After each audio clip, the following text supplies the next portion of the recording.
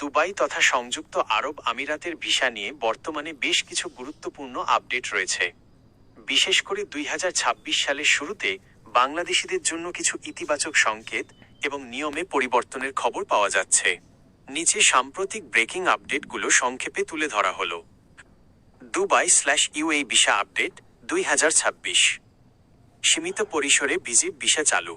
দীর্ঘদিন সাধারণ কর্মীদের জন্য ভিসা বন্ধ থাকার পর বর্তমানে সীমিত পরিসরে বাংলাদেশিদের জন্য ভিজিট ভিসা ইস্যু করা হচ্ছে। বিশেষ করে যারা ব্যবসায়ী বা ফ্যামিলি ভিজিটে যেতে চান তাদের অগ্রাধিকার দেওয়া হচ্ছে। দুবাইয়ে নিযুক্ত বাংলাদেশের রাষ্ট্রদূত এবং আমিরাত কর্তৃপক্ষের বৈঠকের পর এই ইতিবাচক পরিবর্তন লক্ষ্য করা যাচ্ছে। 2. বেতন ও স্পন্সরশিপের নতুন নিয়ম।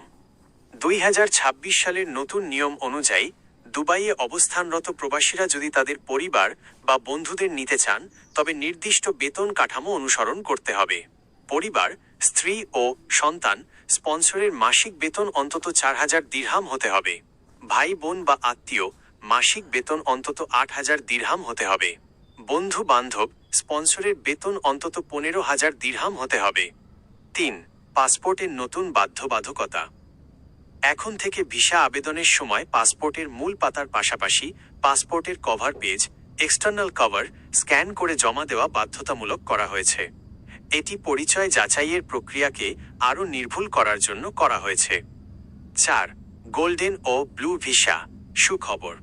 দক্ষ পেশাজীবী যেমন নার্স, শিক্ষক, আইটি বিশেষজ্ঞ এবং কন্টেন্ট ক্রিয়েটরদের জন্য গোল্ডেন ভিসা 5-10 বছর মেয়াদি ক্যাটাগরি আরও সহজ করা হয়েছে।